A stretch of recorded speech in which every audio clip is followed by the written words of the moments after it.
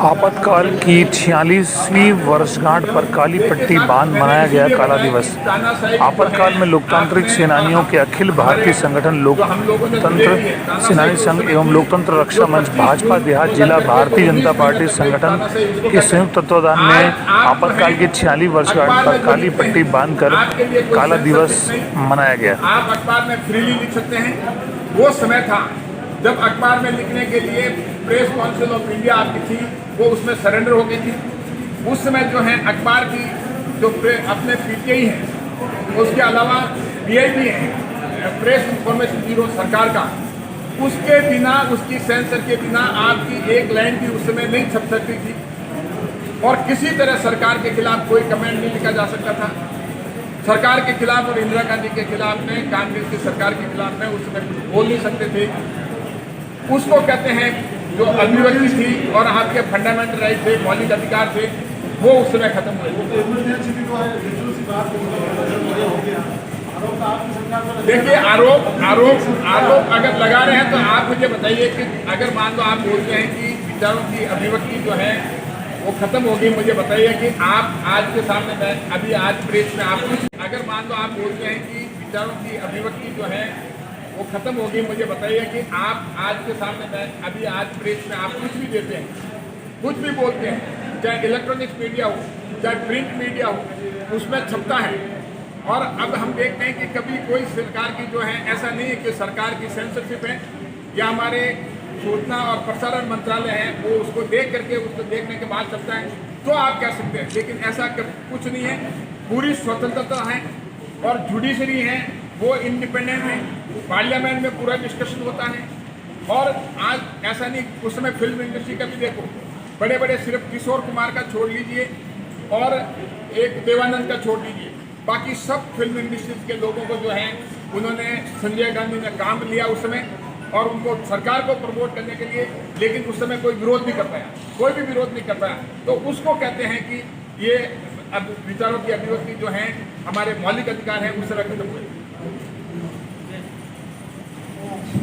Parliament को जो है ऐसी संस्था जो लोकतंत्र का हमारा मंदिर है उसको खत्म किया गया और सिर्फ चलती उस समय तो माँ और बेटे, इंदिरा गांधी और संजय गांधी, उस समय भी माँ बेटे, अभी भी एक जो देश की अपने आप में बहुत गंभीर जो जिसका इतिहास लंबा है कांग्रेस पार्टी, उसमें अभी भी माँ बेटे। तो कांग्रेस का इतिहास हमेशा परिवार का इतिहास रहा है और यही कारण है कि उस समय उनके लोग भी उसका विरोध नहीं कर पाए। जिस समय ये प्रस्ताव इस तरह का जब अध्यादेश जारी किया जाता है तो कैबिनेट की मंजूरी जरूरी होती है। बिना कैबिनेट के मंजूरी के राष्ट्रपति के दस्तखत कराए गए अध्यादेश में और दूसरे दिन सुबह जब कैबिनेट की मीटिंग की गई और उसमें एक फॉर्मेलिटी की गई, किसी की हिम्मत नहीं हुई।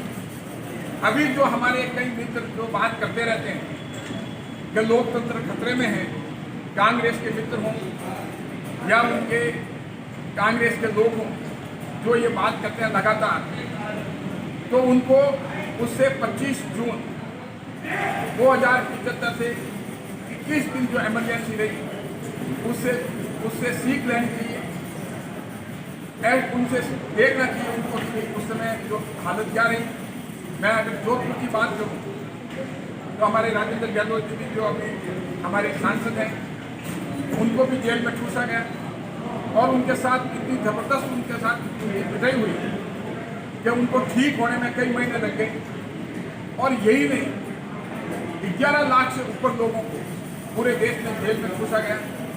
और यही नहीं, उस पीरियड में संजय गांधी ने जो कि करीब 83 लाख लोगों का जो है उसमें उनको भी जेल में ठूसा गया और उनके साथ इतनी ज़बरदस्त उनके साथ पिटाई हुई कि उनको ठीक होने में कई महीने लग गए। और यही नहीं, 11 लाख से ऊपर लोगों को पूरे देश में जेल में ठूसा गया।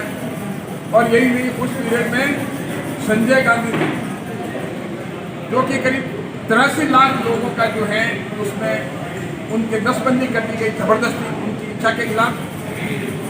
तो हम देखते हैं कि एक ऐसा काला दिवस हमारे देश पे, हमारे संविधान पे कभी बाबा साहब अम्बेडकर ने ये सोचा नहीं होगा कि इस तरह का जो है एक संविधान पे कलंक लगेगा।